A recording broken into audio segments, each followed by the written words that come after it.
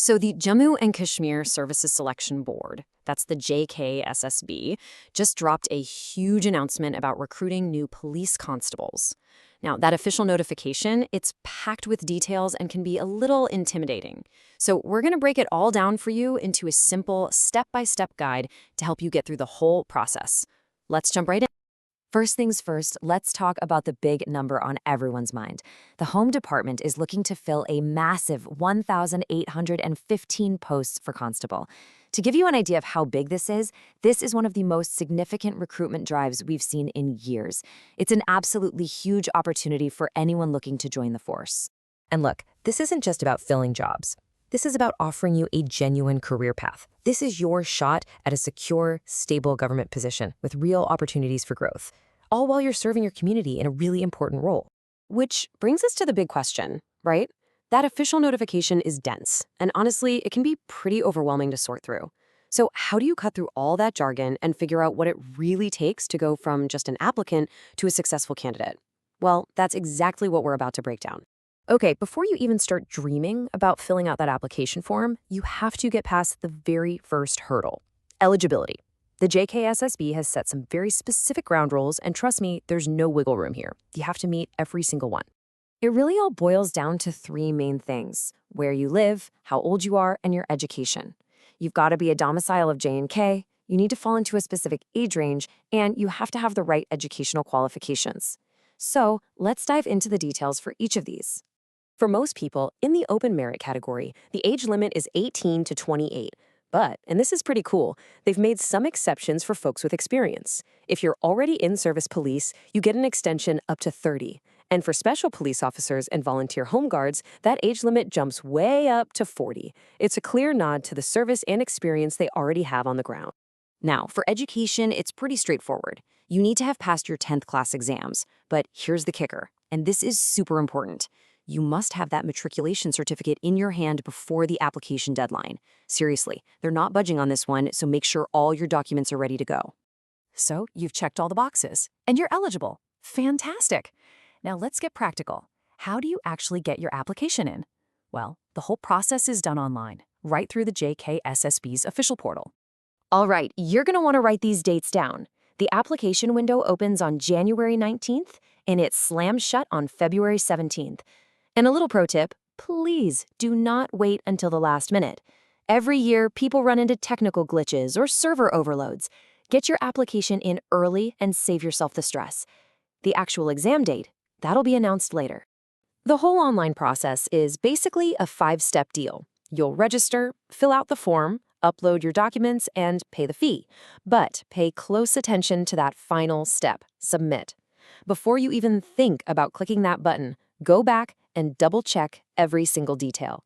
A tiny mistake here can create a huge headache down the line. And always, always save your final confirmation page. All right, let's talk about the application fee. It's 700 rupees if you're in the general category.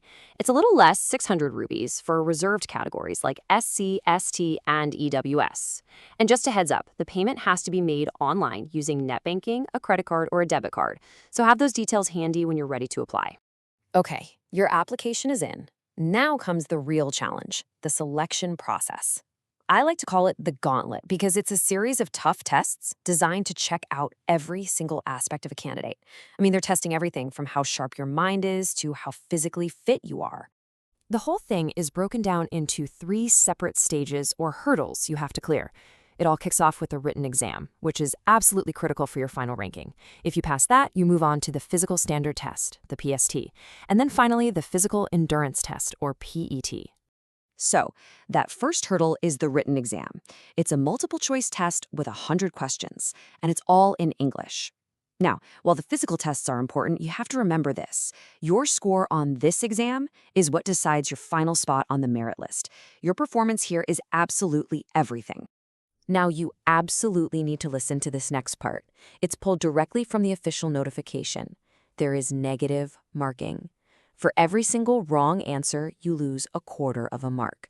So what does that mean? It means guessing wildly is a terrible, terrible idea.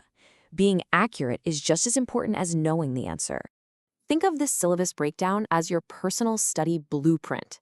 Just look at where the big points are. General English, Reasoning, and National GK.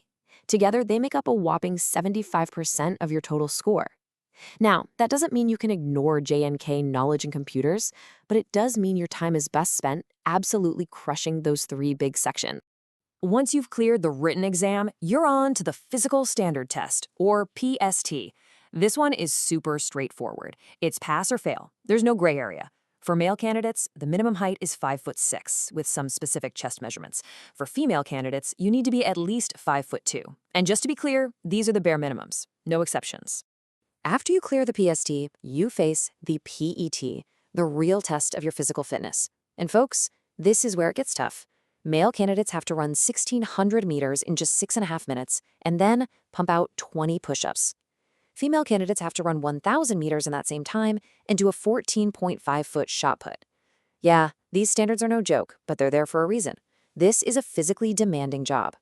So, let's say you've aced the written exam and you've conquered all the physical tests. What happens now? Well, this is the part you've been working for, the reward. These are the real benefits that come with earning your spot in the JNK police.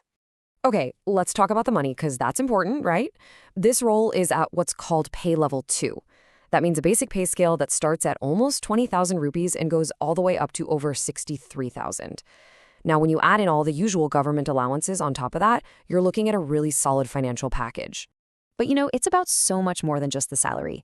This career gives you incredible job stability, a clear path for promotions so you can move up the ranks, the social respect that comes with wearing the uniform, and maybe most importantly, you get the profound opportunity to serve and protect your very own community. That's a pretty big deal. And that really brings us to the final question, the one this whole entire process leads to. We've laid out the whole path for you, from figuring out if you're eligible to applying to the final selection. The only thing left to ask is, are you ready to step up, take on the challenge, and earn that badge?